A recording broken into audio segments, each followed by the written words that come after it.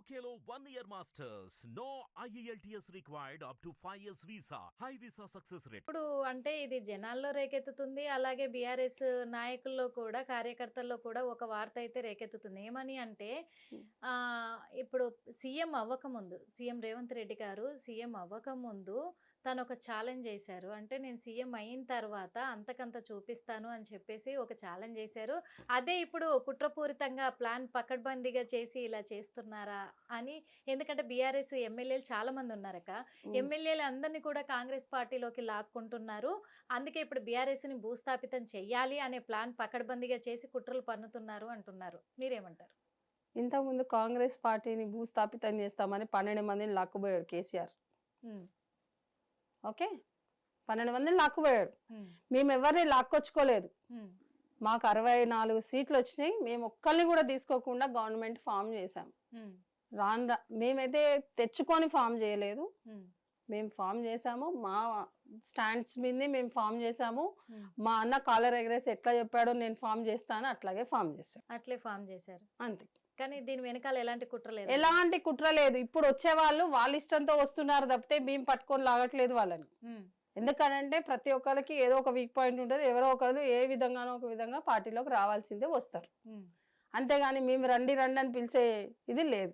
ఇప్పుడు ఒక విషయం అయితే గత 2 రోజులుగా కూడా తెలంగాణ రాష్ట్రంలో చాలా మందిని అల్లకల్లోలం చేస్తుంది. ఏం జరుగుతుందనే ఆలోచన కూడా అర్థం కావట్లేదు, అంత పట్టట్లేదనే చెప్పాలి. మీకు అర్థమయ్యే ఉంటుంది. ఎందుకంటే ఆర్కేపూడి గాంధీ గారు అంటే ఒక గోడ మీద పిల్లిలాగా కూర్చున్నారు. అటు దుంకాలా ఇటు దుంకాలా తెలియని పరిస్థితుల్లో ఉన్నారని అంటున్నారు. అది దానిపైన మీరేమంటారు? అంటే ఆర్కేపూడి గాంధీ గారు వచ్చారు, పార్టీలోకి కండవ వేసుకున్నారు అన్నారు. మరి ఇప్పుడైతే పార్టీలో ఇప్పుడు ఆయన మొన్న ఇచ్చిన స్టేట్మెంట్ కి నేను టిఆర్ఎస్ లోనే ఉన్నాను అన్నందుకు వీళ్ళు కూడా మేము వచ్చి జెండా బాతుతామని చెప్పేసి ఓ పెద్ద హైలైట్ ఇష్యూ. అంటే కాంగ్రెస్ పార్టీ వాళ్ళు అటు ఇటు ఉంటున్నారు, కాంగ్రెస్ లో చేరిన వాళ్ళు అటు ఇటు ఉంటున్నారు అని చెప్పేసి వాళ్ళే చెప్తున్నారు. మళ్ళీ మాకు వాళ్ళే తెలియజేస్తున్నారు. ఈ విషయం పైనే మన జరిగిన ఇష్యూ మాత్రం చాలా అంటే చాలా ఉద్రిక్తత చోటు చేసుకుంది. అక్కడ ఒకరిపై ఒకరు చేయి చేసుకునేదాకా వెళ్ళింది. కార్యకర్తలు, బీఆర్ఎస్ కార్యకర్తలు అలాగే కాంగ్రెస్ కార్యకర్తలు పాడి కౌశిక్ రెడ్డి ఇంటి మీద దాడి చేయడము, ఇది ఎంతవరకు ఇదే న్యాయం అంటారు? దాడి చేయడం అంటే ఆయన వ్యాఖ్యలను బట్టి ఎవరైనా దాడి చేస్తారా? మనం నోరు మంచుకుంటే ఊరు మంచుకుంటాడు. కాబట్టి వీళ్ళు చేయడం, ఆయన నోరు బాగాలేనప్పుడు వీళ్ళు ఏం చేస్తారు? ఈయన అవమానించడం కూడా అట్లాగే ఉంది కదా. అంటే ఆయన ఏమన్నారంటే ఆర్కేపూడి గాంధీ గారు ఆయన ఇంటికి నేను వెళ్తానంటే రేవంత్ రెడ్డి గారు ప్లాన్ చేసి నా ఇంటి ముందు పోలీస్ సెక్యూరిటీ పెట్టి నన్ను బయటికి వెళ్ళనీయకుండా చేశారు. అందుకే ఆర్కేపూడి గాంధీ గారు వస్తున్నారంటే నేను హారతి ప్లేటుతో నేను రెడీగా ఉన్నాను ఆహ్వానించడానికి, కానీ నన్ను చంపడానికే వచ్చారు అని వ్యాఖ్యలు చేశారు. దానిపైన మీరేమంటారు? అమ్మా, మా అన్న టీపీసీసీ ఉన్నంతసేపు అన్న పొజిషన్ లో ఉన్నాడు. ఇవాళ స్టేట్ కి రాజు అయ్యాడు. మా అన్న తండ్రి స్థానంలోకి వచ్చాడు.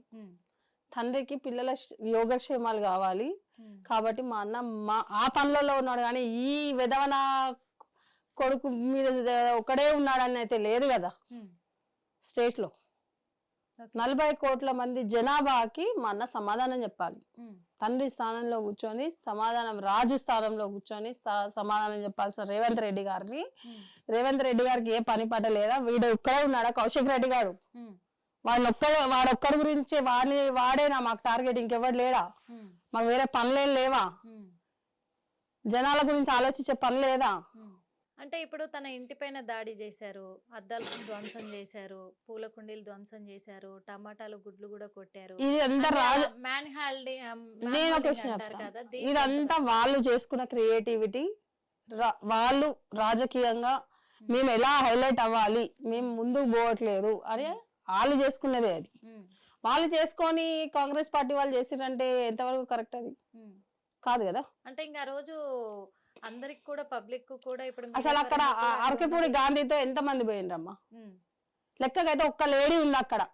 4 అబ్బాయిలు కూర్చొని అక్కడ ధర్నా చేస్తున్నారు. దానికి మించి ఎవడన్నా ఉన్నాడు? దాదాపు 100 మందిని 200 మందిని వెంటేసుకొని వచ్చారు అనేది కూడా అక్కడ ఉన్నదే 4. ఆ 4 ఒక్క లేడీ ఉంది, ముగ్గురు అబ్బాయిలు ఉన్నారు. వాళ్ళే వాడిని ఏదో చేసేస్తారా? మరి మిగతా వాళ్ళంతా ఎవరు వచ్చిన వాళ్ళంతా కూడా వాళ్ళ సైడ్ వాళ్ళే, టిఆర్ఎస్ వాళ్ళే. ఇదంతా బుకాయించుకొని ఏంటంటే కాంగ్రెస్ పార్టీని ఎట్టి తిరిగి కాంగ్రెస్ వాళ్ళు కాదా? ఆ? వాళ్ళంతా కాంగ్రెస్ కాంగ్రెస్ వాళ్ళు ఎంతమంది, అందరూ టిఆర్ఎస్ వాళ్ళే ఉన్నారు అందులో, కాంగ్రెస్ వాళ్ళు ఎంతమంది ఉన్నారు అని మరి కాంగ్రెస్ వాళ్ళే సపోర్ట్ గా నిలిచారని చెప్పేసి అంటున్నారు కదా. ఎవరు అంటున్నారు? వాళ్ళే బీఆర్ఎస్ నాయకులే. ఈ నాయకులు ఎన్ననే చెప్తారు, ఇటు చిత్తేసిన వాడు పత్తేడా ఖచ్చితంగా వేస్తాడు కదా, చిత్తేసిన వాడు ఖచ్చితంగా వేస్తాడు, రెండో నాదే అంటాడు వాడు. ఓకే. హిట్ టీవీ యాప్ ని డౌన్లోడ్ చేసుకోండి. ఇందులో short news, live news, entertainment movies అన్ని అవైలబుల్ గా ఉన్నాయి. Please download Hit TV app. Hit TV app. Hit TV యాప్ని ఫ్రీగా డౌన్లోడ్ చేసుకోండి.